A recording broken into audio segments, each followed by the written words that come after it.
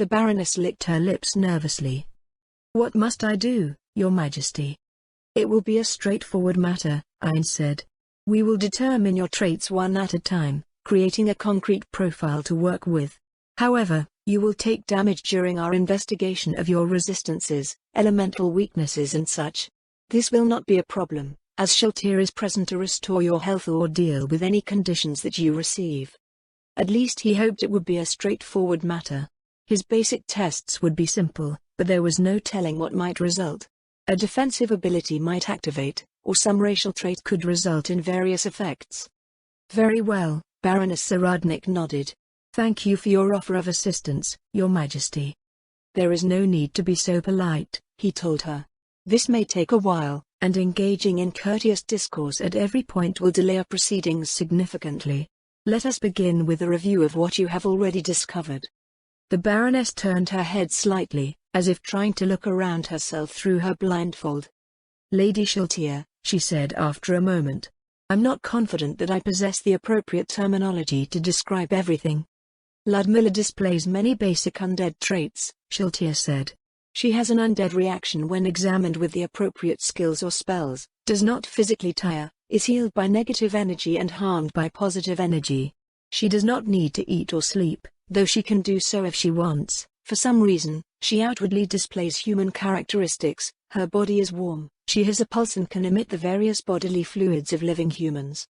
Ines leaned back in his seat, steeping his fingers as he listened. The latter third of the described traits instantly struck the Baroness off of the list of all undead that he knew of. No, that wasn't quite right. Despite his own undead state, the personality and reactions of Suzuki Satoru still existed, and he still acted very much like a human in many ways. Could it be something like that? It was possible that her former human identity could express itself more strongly with a flesh and blood body compared to his skeletal frame. How about undead traits and abilities that suppress emotions and translate damage? There is no sign that she possesses emotional suppression, even when she is distressed to the point where she can't function properly. As for how she perceives damage, I poured a healing potion on her hand and it burned a hole straight through, aren't you? She didn't snatch her hand back or scream as a human would. I was aware that I was being hurt, the Baroness clarified, but I felt detached from it. The pain was not pain, more like a sense of being harmed expressed in a sensation that humans experience. I hope that at least made some sense. "I understand what you're trying to say," Ines replied. "There is nothing wrong with what you felt, Zaradnik Dono. This is how undead register damage. Since you were formerly human, it may seem strange to you and you may even react in very human-like ways if the stimulation is significant enough. Tell me, do you know what damage means to an undead being?" Baroness Zaradnik was silent for a moment. "As I understand it," she said carefully, "undead are animated by negative energy. Some undead have bodily weaknesses, like zombies having their heads destroyed.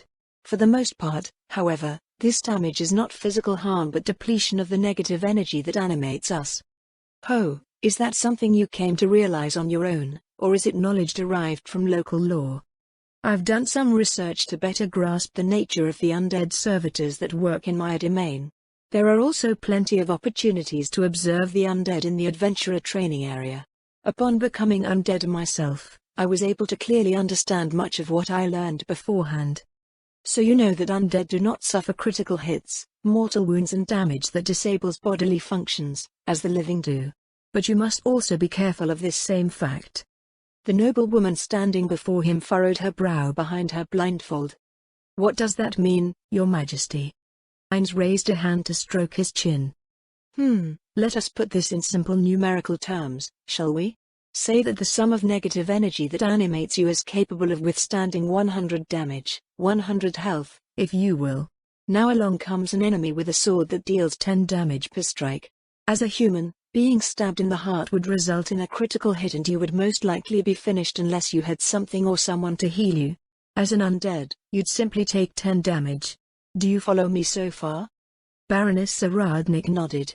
Ines continued with his example. The catch is that, barring the parts of your body that count as natural weapons or something similar, teeth, nails, hair and the like, this weapon will deal 10 damage wherever it strikes you, reducing your overall pool of health. If a human was stabbed in the foot by this sword multiple times, there would be a point where there wouldn't be any additional damage from subsequent blows, the foot would already be ruined. Undead, however, do not work that way. Every nick, scratch and cut will deduct your total pool of health. Being stabbed in the foot by this sword 10 times would result in 100 damage and you would perish. Truly? The Baroness frowned. Truly, Ein smirked. Silly, no? It is something I find that people around here rarely, if at all, consider. As a former human, it is something very important that you should understand. Your approach to combat must change.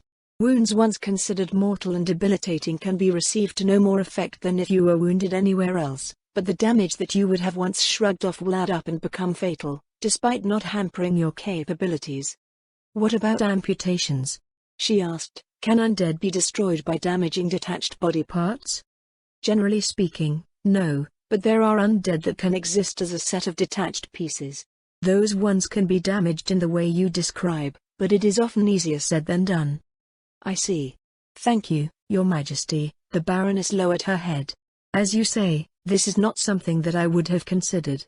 I'm not certain where to begin for the moment, but I will work on amending my combat style. Good, Ainz replied. It would be mortifying if one of the Sorceress Kingdom's nobles died because someone kept poking them in the arm. Now, what else have you discovered? After taking damage from the healing potion, Shiltia said, her wounds quickly closed. Regeneration? I believe so, Shiltia nodded. Her health returned to full, according to my life essence. It's not quite as good as a vampire's, but the rate is still significant.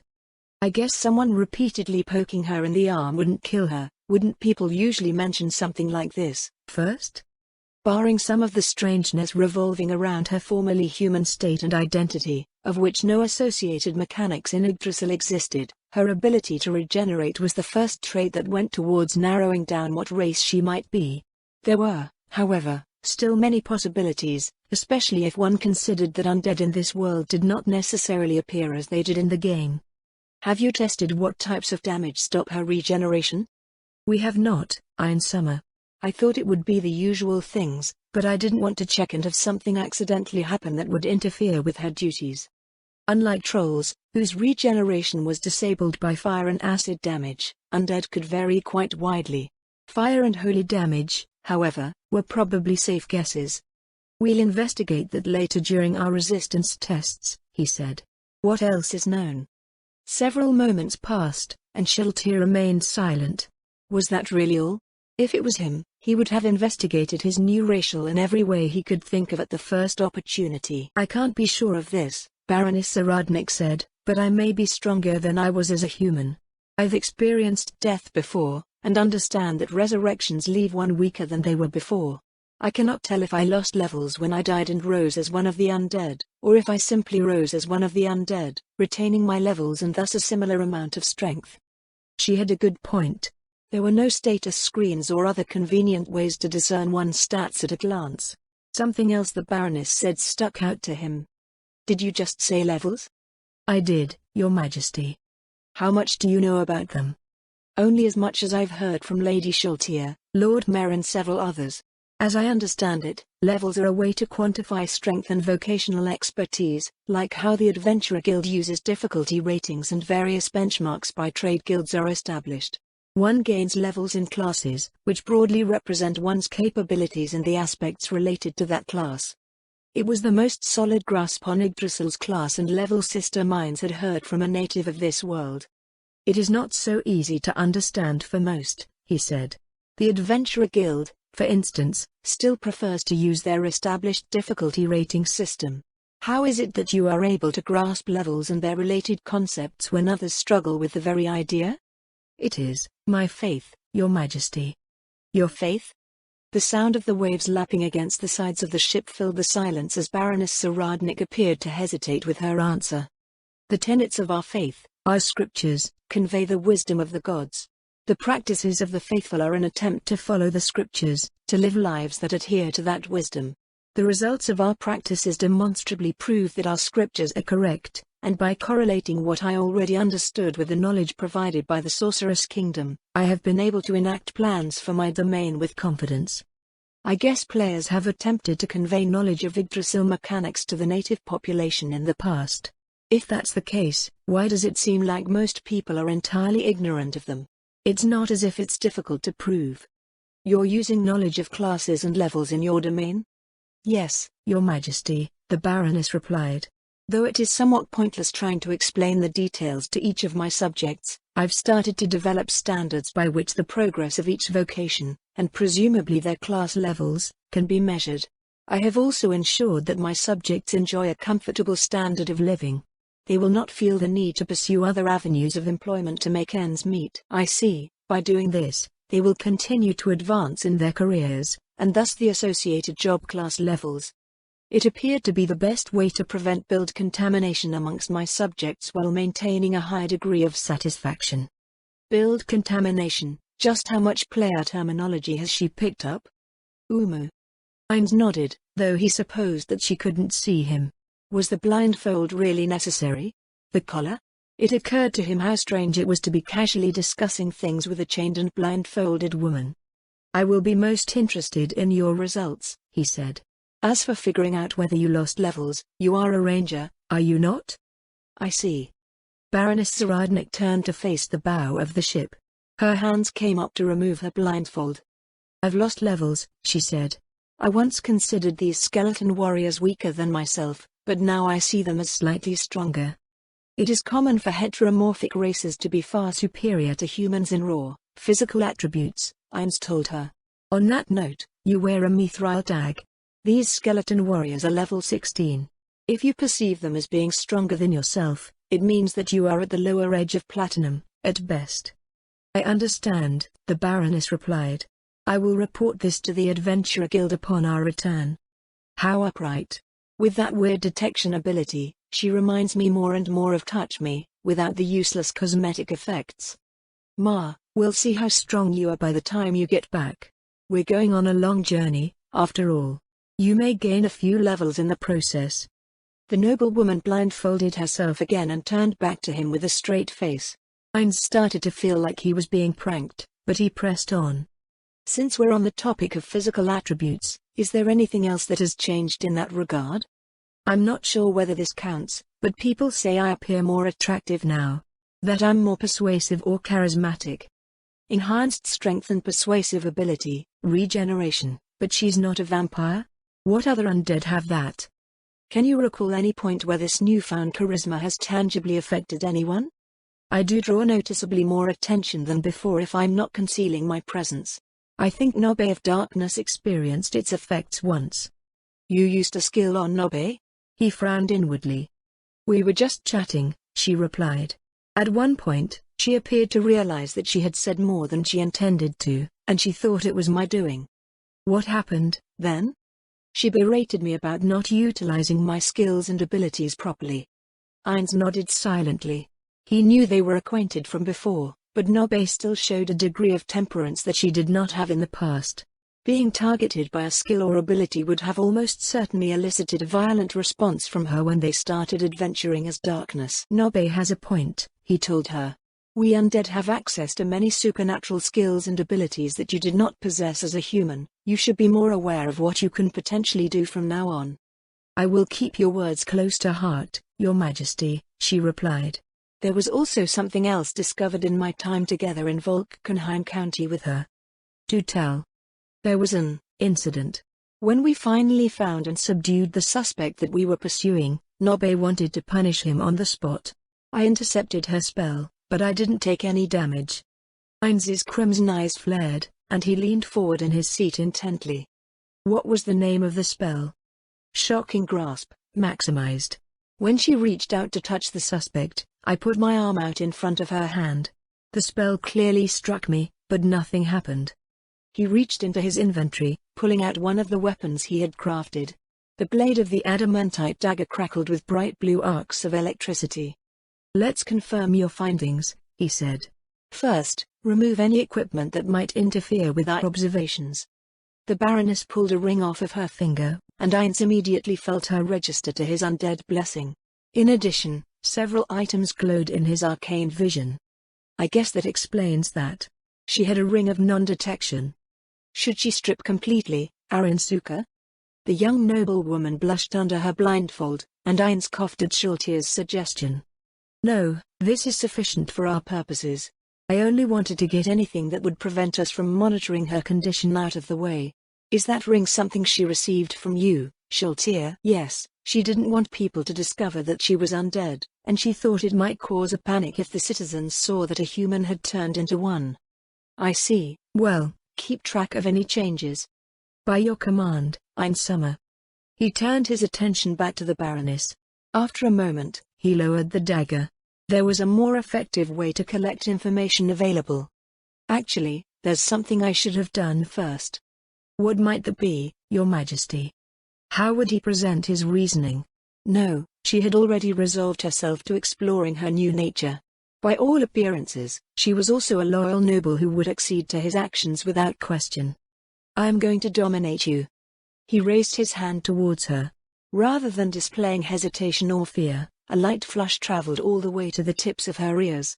The Baroness' lips parted, and her breathing picked up. Eh? Why is she doing that? Shultir abruptly stepped forward, shoving her vassal to the side. The noblewoman stumbled away awkwardly, tripping over the railing with a cry.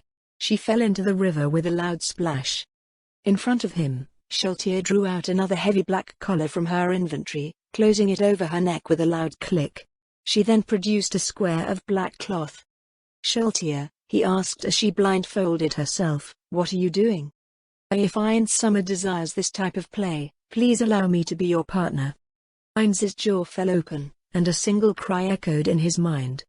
Damn it, Peroncino! The boat slowed on its course down the Katza River, allowing Baroness Saradnik to swim alongside.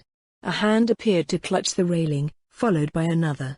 The undead noblewoman pulled herself up with a single movement and rolled into the hold. Between her heavy iron collar, brigandine armor and two infinite haversacks, it was unlikely that she would have been able to make it back as a regular human. Ainz had half expected her to sink to the bottom and walk up onto the shore. As the Baroness attempted to dry out her soaked equipment, Ainz turned to address Shultir. When I said dominate, he told her, what I meant was my ability to dominate undead. By taking control of her, I may be able to order her to use skills or abilities that she didn't know she had. It would be easier for me to list them off, and impossible for her to come up with them independently on demand. Oh, please forgive me for my misunderstanding, Einsummer. Shultir's face was a mix of disappointment and chagrin. Ainz restrained a sigh.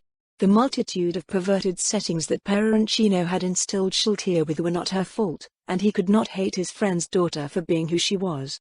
His eyes followed Shultir as she went over to help her vassal dry off. Ainz leaned back into his chair as he watched them, his mind drifting away from thoughts of experimentation. By all appearances, Shultir and the Baroness got along quite well. The Baroness didn't even seem to hold any real resentment over Shultir shoving her overboard, and Shultir looked genuinely apologetic. Perhaps Shultir did do all sorts of things with her, but Ainz felt that they might also be something like friends. Shultir and Nobby, I wonder how she managed it? Maybe she's the evil sort, as well. It was a fact that many of the NPCs were designed with the evil settings.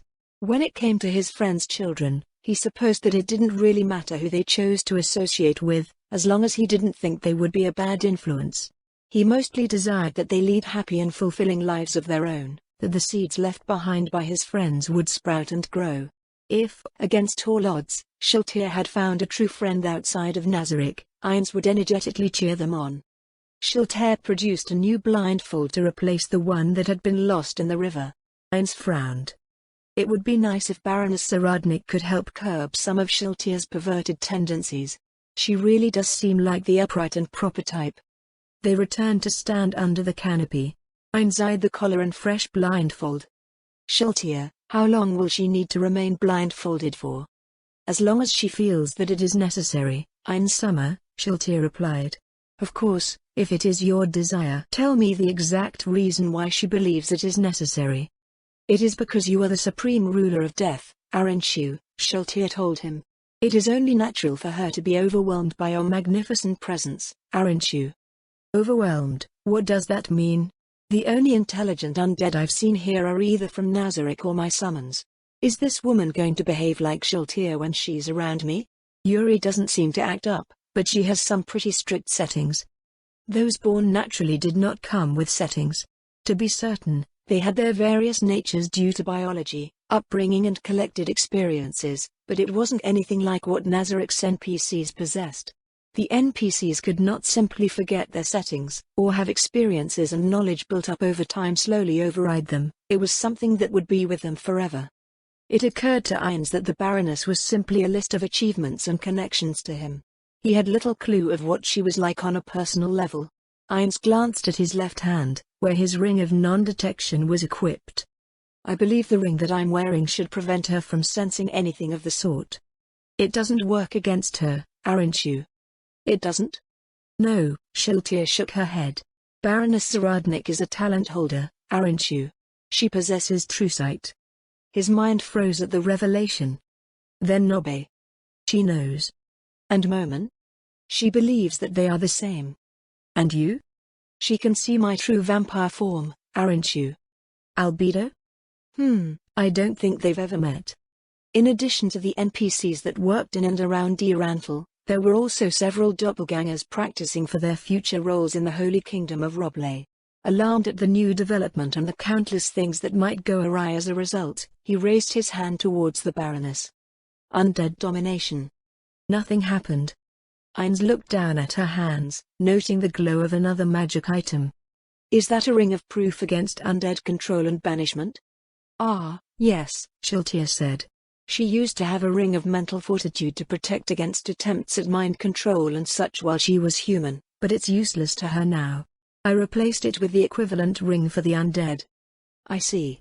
Zaradnik Dono, remove your other ring. The noblewoman complied, and Ainz raised his hand again. Undead domination. Nothing happened. Huh? There's no way she could have resisted. Unless. Shiltir, use turn undead on the Baroness. Fly up to get out of range of this vessel's crew. Is there a specific result you would like? An effect that won't destroy her is fine. Turn undead was a skill possessed by priestly classes, which could produce several outcomes upon use. The most common was to cause undead to flee, which was why it was called turn undead. As the difference in strength between the skill user and the undead being affected grew, one could halt, rebuke, control or destroy undead. It could also be used to bolster undead minions that were already under the user's control. This included those summoned through skills or spells. Though the effects of the skill could be mistaken for mind affecting, which the undead were immune to, turn undead was distinct and separate. It was considered the use of divine power to dominate an undead existence, affecting intelligent and mindless undead alike. Regardless of what it was used for, the action was colloquially known as turning. In the time he had been in this world, he had never seen native clerics use turn undead to control or bolster undead. This was probably because it was unthinkable for followers of the Four, who despised the undead. Shiltir took Baroness Zaradnik by the hand, taking her up until they were specks in the afternoon sky. They descended shortly after, and Shiltir shook her head. I expended a third of my daily uses of turn undead. In summer, she said. It appears that she has turn immunity. As I expected, Ainz tapped a finger against his armrest. Things have become quite interesting. In Yggdrasil, turning and undead control were rolled into the same resistance. Turn resistance was common enough, Ainz said it himself, but he could only think of a handful of undead that had turn immunity. They were all annoying by design. Since we cannot use that method, he told the Baroness, I can only ask that you answer my questions honestly and to the best of your ability, Zaradnik Dono. Baroness Zaradnik lowered her head. I am at your service, your majesty. What do you think of Nobe? I am grateful to her for many things, the Baroness replied. Her company is also quite enjoyable. In his experience, the only outsiders who found Nobe's company enjoyable were those who found cold, beautiful women attractive or were people with masochistic tendencies. Was that why she grew flustered when he declared that he was going to dominate her? The Baroness already embodied a number of Shiltir's preferences, and this would be another added to that list. Ainz shook away his wandering thoughts. You think nothing of her being a doppelganger? He asked. The local law speaks of demons who can steal faces, using them to imitate others and visit all manner of evil upon people. While Nobe is not a demon, I think that her shape-shifting ability would invariably draw comparisons to these tales. On the day that I met Momen and Nobe, Baroness Zaradnik answered. I admit that I did not react in a very fair way to Nobby, and Nobby reacted poorly when she realized that I could see what she was. Momen, however, helped me understand that as a noble of the Sorceress Kingdom, I should be mindful of all of its citizens. And what does being mindful mean in this case? Unless they appear to be running afoul of the law, I try to treat those who possess the ability to change their form like any other citizen. I've learned that many beings who can conceal their identities through supernatural abilities become uncomfortable at the idea that they might be revealed, so I do not draw any attention to the fact that I can see what they truly are. So you haven't spoken to anyone of Nobby's true form? Lady Shiltir once questioned me over Momen and Nobby, but I've not mentioned it to anyone else since then. What of Darkness fame and their place in the Sorcerer's Kingdom? The first I learned of Darkness was when they appeared to take me to Erantal following the annexation. I only became aware of their exploits after the fact. Momen and Nobby have never been anyone else to me. By your will, the Sorcerer's Kingdom is a place where all peoples, regardless of their race or station, may live peacefully under your rule. There is no duty that obligates me to treat them any differently, nor do I hold anything against them personally. Ainz mulled over her answers. He believed that his former existence as Suzuki Satoru allowed him to decently gauge those he interacted with, but nobles were especially hard to read. He felt that they always wore masks, and capable ones could conceal their thoughts and emotions even under great stress or duress. Without the use of magical compulsion, he couldn't be sure of anything she said.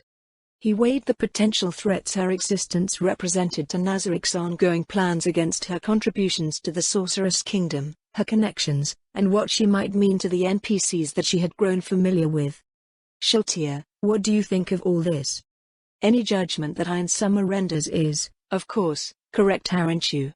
So you think nothing at all of Baroness Zaradnik? Several moments passed between them before Shiltir answered. Her expression was half a question, voice wavering as if she was unsure of what he wanted. I believe that her loyalty is genuine, and she's been of great assistance in many things. But my thoughts and feelings are of absolutely no significance to the will of the Supreme One. Shiltir's voice trailed off. She turned her uncertain gaze down to the deck. And that's how it is. The NPCs would rush to execute his orders and accept everything he said as an irrevocable truth, but Ainz had learned to question them in such a way that their unbending loyalty to him did not serve as an obstacle to their personal thoughts and feelings. This, of course, resulted in some rather wild responses depending on which of the NPCs he was speaking to, but in this case, it had turned out spectacularly. The scales of his judgment were thrown in Baroness Zaradnik's favor. It was not the Sorceress Kingdom, nor the myriad plans they had in motion, nor any threat that she might represent to their work that truly mattered. What mattered was the future and well-being of Nazarik, the legacy of Ainz Gaun, the legacy of his friends. It was exceedingly rare for any of the NPCs to form genuine connections with outsiders, and unheard of for those with low karma values in their settings. New plans could be made and issues that arose could be addressed in time, countless nations could rise and fall, 10,000 years could come and go, but the bond that had formed between Shiltir and Baroness Zaradnik, and thus all future bonds that formed as a result, was something that might never happen again. Ainz clenched his fist tightly. The idea that he might rob Shiltir of an unprecedented friendship sent a dull sensation coursing through his being.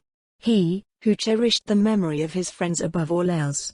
What would he be if he did that to one of their creations, one of their children? After his emotional suppression did its work, he relaxed, letting out a quiet sigh. In that case, he said, let's have things continue as they are, shall we? Shiltir looked up, blinking in surprise. She had clearly expected him to deliver some ruthless verdict. Ainz allowed himself a slight smile in response. Does my decision disappoint you?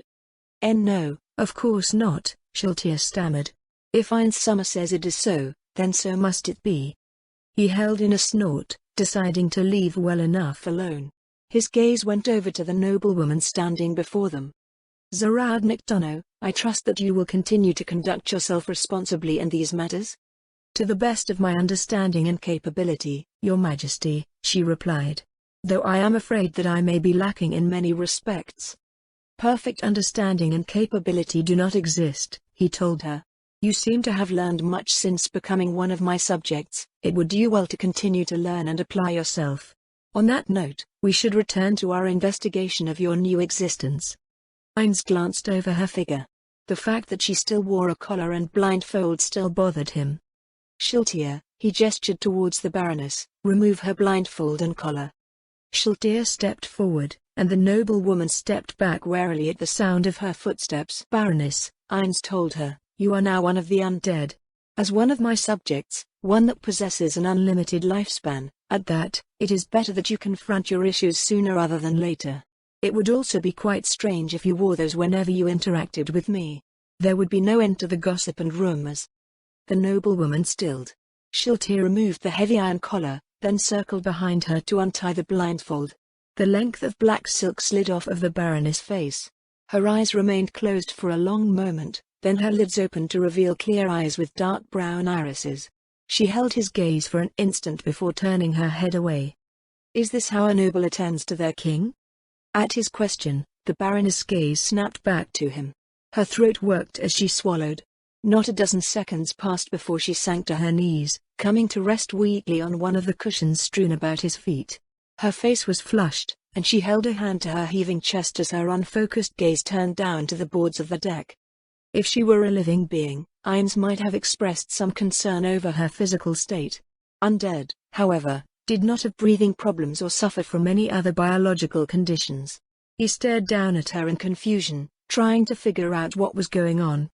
Standing behind her, Shiltir's eyes glowed brightly, and her lips turned up into a smile. Is something the matter, Shiltir? I am in awe of your expert technique, she replied. The collar was never needed in the first place, her loyalty and obedience to you already serve as one, stronger than any fashioned from prismatic ores. Using it to inflict such exquisite torment upon her, may I ask that I be next, Einsummer? Torment? In what way am I tormenting her? Ah, this play is becoming even more advanced. Shiltir squirmed where she stood, adding mortification on top of everything by having me spell it out plainly for all to hear.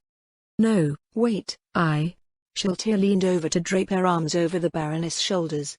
One hand came across her chest while she traced the line of the noblewoman's jaw with the other. As you can see, Shiltir's voice smoldered, she is being overwhelmed by her arousal over your magnificent existence. Ludmilla is loyal and honest, trustworthy and stalwart. Yet she is being forced to partake of this forbidden fruit.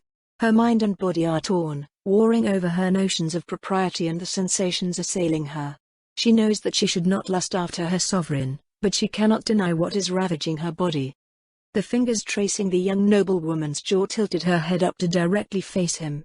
Baroness Zaradnik let out a weak moan, and Shiltir pressed her cheek against hers. It is too much for her to handle, aren't you? Shiltir's voice seemed to caress her skin before drifting up towards him. She is young and has never been in love with a man before. Needless to say, she has no experience with the passions of men, either. You are correct that she must grow accustomed to your presence, aren't you? With her being continually ravished by your raw energy, however, I can only wonder how soaked these cushions will be. Enough. Heinz's shout sliced through the air and echoed out over the water. Shiltir released the noblewoman's chin, looking up at him in shock. He wanted to come forward and speak to Baroness Zaradnik, but now that he knew the effect he was having on her, he could only lean back in his seat. This was not my intent, he told them. Zaradnik Dono, I must apologize. I was not aware of the specific effect that I was having on you. We have many days ahead of us, so you may take your time growing accustomed to my presence. I hope you will forgive me for my thoughtless orders. Sitting limply at his feet, the Baroness nodded weakly. Let's take a break, Heinz said, as much for himself as for the Baroness.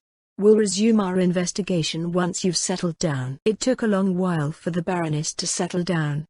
Heinz shifted his gaze away from where she sat in the hold, hugging her knees. On both sides of the river, rows of vineyards stretched on like idyllic French scenery from Earth's unruined past. As their vessel came around a wide bend, traces of the mist hanging over the Katza plains could be seen ahead.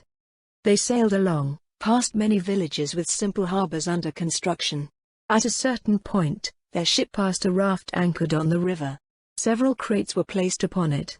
A single Death Knight appeared to be standing watch over them. What's going on there? He asked. Countess Corlin is conducting a test, Shiltir answered. There are a few dozen rafts loaded with various products from the duchy. This one is inside her territory to act as a basis for comparison, aren't you? The others have been positioned across the border in the Katsa Plains. If I recall correctly, the Countess is attempting to determine if there are any ill effects from the goods being exposed to negative energy for extended periods of time. Ines briefly envisioned an assortment of possessed items and cursed goods being produced as a result, but it was baseless fancy. This world had all manner of tales that described such things, but he had never come across anything like that himself. I see. Have there been any results yet? The elder liches working under her have been checking up on things for the past few weeks and they haven't detected any changes. The different people examining the samples have come up with nothing, as well. Once she's satisfied that it's safe to transport goods up and down the rivers in other parts of her territory, she'll have infrastructure built for those areas. I didn't see any ships being built in Corlin Harbor, he noted. Once the Frost Giants restore their shipbuilding capacity, new vessels will be ordered from them. Undead will crew these ships, which will allow them to operate in the Katsa Plains without being attacked. Ines nodded to himself. Once again, Countess Corlin had shown her willingness to incorporate disparate elements of the Sorceress Kingdom in her efforts to drive progress and development. He could only hope that others would follow her lead to create the harmonious nation that he had envisioned. With how she went ahead with building Corlin Harbor, the Countess seems quite confident that everything will work out. If everything works out, Shaltir said, she will be expanding the harbor once again. Will there be a need for that? According to her, this river, it doesn't end in the Katsa Plains. It flows out the other side, to the inland sea in the southeast. The slain theocracy, Draconic Kingdom and many other nations can be found along its shores and reached through rivers flowing into it. With our unique ability to navigate the Katsa River with undead servitors, Countess Corlin plans to open trade and form diplomatic ties with every nation her fleets can reach. She intends to bring both prosperity and political goodwill to the Sorceress Kingdom through the establishment of this maritime network, aren't you? Ho! The access that the Katsa River provided to the inland sea to the southeast was something Pandora's actor had mentioned. He wasn't sure if he had nudged Countess Corlin in the right direction as Moman, but she was certainly capitalizing on the fact. She seems docile and benevolent, but she's far-sighted and ambitious, too. No matter how competent or incompetent, nobles always seem to go big. Has she presented these plans to Albedo? Only the ones that require the approval of the royal court, and only when she is ready to enact them, Arinshu. Since I head the Ministry of Transportation, Countess Corlin has been consulting with me on many of her future ventures. The citizens of the Sorceress Kingdom see Clara Corlin as a noble amongst nobles, but most forget that House Corlin is a merchant house. Her being of a merchant lineage might explain why everything that the Countess did seemed to revolve around flows of wealth and the creation of a strong, pervasive brand associated with her territory and its ventures. The way she went about it all felt non-threatening and structured for mutual benefit. No matter what she did, it seemed that everyone involved only stood to gain. It was well past midnight when they approached the border of the Katsa Plains. Baroness Zaradnik finally stirred from where she was huddled in the hold. She had been stealing peeks at him since he proposed that they take a break, and the slow progress of her efforts to become accustomed to him could be observed as time passed. The Baroness combed her disheveled hair and wrapped her mantle around her shoulders before returning to join them again. "Welcome back, Zaradnik Dono," Ines nodded in greeting as she approached. "How are you feeling?" "I don't think these sensations will ever go away," the Baroness replied, "but I believe I can at least hold a conversation now. Please forgive me if I must turn my attention away to collect myself." "Now that I am aware of the nature of your reaction," he told her, "I won't begrudge you any efforts to regulate your state of mind. Emotional suppression would have come in handy, but it appears that you do not possess it." "Emotional suppression? I suppose you could categorize it as a passive ability, one that cannot be disabled, much like your reaction to me. It works to calm emotions if they surpass a certain threshold. But as one who possesses this ability, I will say that it is often a curse as much as it is a blessing. Having something to keep fury and sorrow at bay can be quite useful, but at the same time, joy and mirth are also subject." "That does indeed sound like it would be useful right now," the Baroness said, "but I don't think I'd want this ability. Is it something common to undead?" "It's difficult to gauge," Ines told her.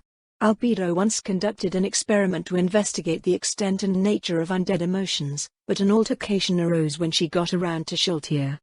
To the side, Shiltir let out an incensed noise. "That gorilla was just trying to pick a fight," she said. "My emotions are as pure and real as any young maiden's." That aside, Shiltir is the only undead being that I was aware of that lacks emotional suppression. I suppose you have the distinction of being the second, to my knowledge." Baroness Zaradnik turned her gaze away, and Ines followed it to the shore. They had just crossed an unnatural line that stretched away and over the horizon. On one side were the verdant vineyards of Calling County, on the other was the cursed region known as the Katsa Plains. A thick mist clung to the ground, denying sunlight to anything that might have tried to grow. The passing of centuries had leached away the vitality of the soil in a manner reminiscent of the ruined environment of Earth, leaving a reddish-orange clay that lent to its popular depiction as a bloody wasteland. Still, signs of activity were present all along the border. Clouds of dust followed pairs of death cavaliers as they patrolled for encroaching undead. With the new buffer zone inside the plains rather than inside the duchy, the local farmers had built new fences all the way to the edge of the lifeless clay. They passed another test raft loaded with goods, and Ines turned his gaze over the riverbank to the south. "We'll disembark at the edge of the buffer zone here," he announced. "Anchor the ship in the middle of the river and we'll fly over to the southern shore. Do you have a way to fly, Zaradnik Dono?" "I'm sorry, Your Majesty," she replied. "I've been keeping an eye out for one in the markets, but there's been nothing so far." Ines examined her equipment. Now that she had put her rings away, the most powerful items on her person in his arcane vision were the two infinite haversacks on either side of her waist. Her gloves, boots and cloak were weakly enchanted, as was her necklace. Everything else appeared to be mundane, and she wore no other accessories. He frowned at the sight. In Yggdrasil, a player could, by default, wear 3 additional accessories in addition to their 2 rings. In addition, there was a slot for the head, face, body, arms, hands, legs, feet and underclothes. Full suits of armor occupied the body slot, so bracers, gauntlets, greaves and boots could still be worn with them. With this being the case, the Baroness had the appearance of a newbie who could barely scrape by, woefully undergeared and sporting empty equipment slots. If Mithril is around level 20, this is pretty damn sad. The paladin captain introduced in Corlin Harbor had a proper set of gear. That a noble of the Sorcerer's Kingdom could not even come close to comparing was an issue he would need to address. He had a few pendants on hand with flight magic, but she was already wearing a necklace. Rummaging around in his inventory, he found a silver hairpin fashioned as a single feather. He handed it to Shiltir, who came forward with a smile to fasten it in her vassal's hair. The Baroness' fingers came up to lightly brush against the accessory, as if afraid to damage it. "That hairpin will provide basic flight magic when you activate it. You do know how to activate magic items, I assume?" "Please say yes." He had no idea how the natives activated magic items. Fortunately, Baroness Zaradnik nodded. "Good. Basic flight spells are fairly slow, but they're useful for crossing obstacles like rivers and cliffs. Let's head out." They rose out of the ship, skimming over the river towards the shore. Several minutes later, they landed near a second, suspiciously unnatural line through the landscape. Rather than a mark on the ground, it was the edge of the buffer zone where the undead had been cleared away by Calling County's border patrols. "Now, we have a lot of testing to do." As he spoke, several zombies and skeletons turned and started heading towards him. Shiltir darted out, obliterating them in an instant. "Filthy wretches," she sneered, "you dare bare your fangs at the Supreme One? Why did they come after us?" The Baroness furrowed her brow in confusion. "Ah, I forgot." Ines removed his ring of non-detection. "Concealing your undead state means that other undead cannot sense that you are undead. They may turn hostile to your presence as a result." "Does that also apply if one conceals their presence?" the Baroness asked. "No," Ines shook his head. "Foiling stealth requires a different sort of detection. I suppose that, as a ranger, you can sneak around the undead around us right now effortlessly." "Yes, I've used it to my advantage before. My opponent was drawing quite a bit of attention to himself at the same time, however, so I wasn't completely sure if it worked that way." Hey, I guess classes with stealth do that here too. He had lost count of the times where enemies with concealment skills had escaped him by fleeing into fields of mobs that couldn't detect them. If one attempted to pursue their tormentor, they would aggro everything and their opponent would return to kill them while one was busy trying to get rid of it all. The sound of shattering bones filled the air as Shiltir destroyed another batch of undead that had been attracted by the disturbance. An idea formed in his mind as she dispatched them and more shambled over. Shiltir, return to my side. Yes, Ein Summer. Zaradnik Dono, finish clearing this away. Baroness Zaradnik stepped forward as Shiltir retreated to stand beside him. Ainz frowned as she pulled a plain-looking spear from one of her bags. Ignoring the fact that it wasn't even enchanted, a spear was a poor choice against the skeletons coming towards them, who were resistant against piercing and slashing damage. The noblewoman swept the base of her spear across in a wide arc, destroying the heads of a half-dozen skeletons. She then reversed her weapon to behead the zombies that remained with a pair of quick slashes. Ainz stroked his chin thoughtfully at the display. In Yggdrasil, weapons had base damage types attributed to them. Spears were piercing weapons, and the only way to deal bludgeoning or slashing damage with a spear was to use a skill that specifically did so. These rules still applied to Ainz and Nazarik's denizens, as well as any of their summons. Those rules did not seem to apply to the natives of this world. In the Baroness' hands, the spear transformed into a quarterstaff, a dagger, a sword, then back to a spear again. It extended and retracted, and there was no such thing as getting inside her reach. Even more so than the way she wielded her weapon, her flowing movements continually positioned her in advantageous ways. The undead she fought could not touch her, and despite their being so much weaker than her, she offered them absolutely no quarter. Spears were not common amongst adventurers, being seen as the weapon of peasants and rank-and-file soldiers. The one native of this world Ainz had faced that wielded a spear was a worker that opted to use flashy, powerful attacks. While Ainz didn't think that there was anything particularly wrong with that, what happened afterwards swayed his impression. When he was used to test Nazarik's defenses, it felt like he had been all flash and no substance. The Nazarik old guarders that were pitted against his party easily overwhelmed them, despite the pop NPCs being estimated as lower in level and lacking in any experience. The worker's performance had been universally reported as dismal by every observer. Is this what you call a difference in combat styles? The way she moves is faster and more defensive compared to that old man. Unlike the woman he had observed for most of the day, the one before him shone with confidence and grace. At that moment, Ainz beheld a vision of one who had been born to reign over blood-soaked battlefields. And then that vision ran by, several undead chasing after her. Eh? Where are you going? Ainz cast Life Essence, but the spell indicated that she was still at full health. After running about 100 meters into the buffer zone, she turned around and destroyed the undead pursuing her. The Baroness jogged back over to them. I dispatched that group out of the notice of everything else, she said.